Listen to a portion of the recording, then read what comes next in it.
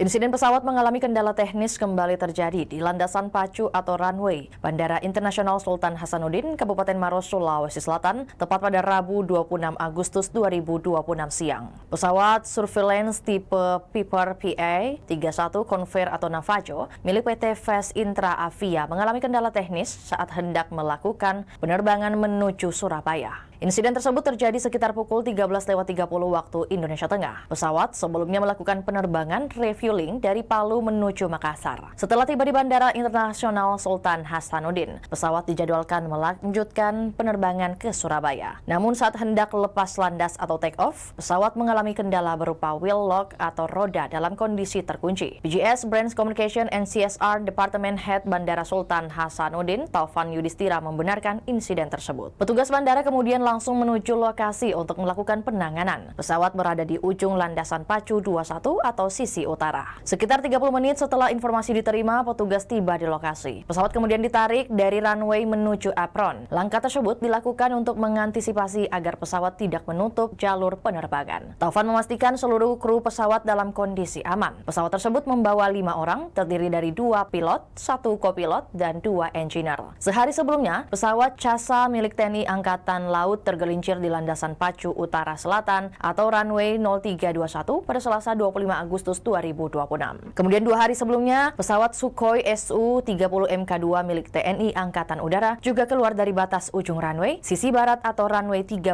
pada Senin 24 Agustus 2026. Itulah tadi berita hot news kita pada hari ini. Saksikan berita hot news lainnya hanya di kanal YouTube dan Facebook Tribun Timur. Download Tribun X sekarang. Menghadirkan lokal menjadi Indonesia.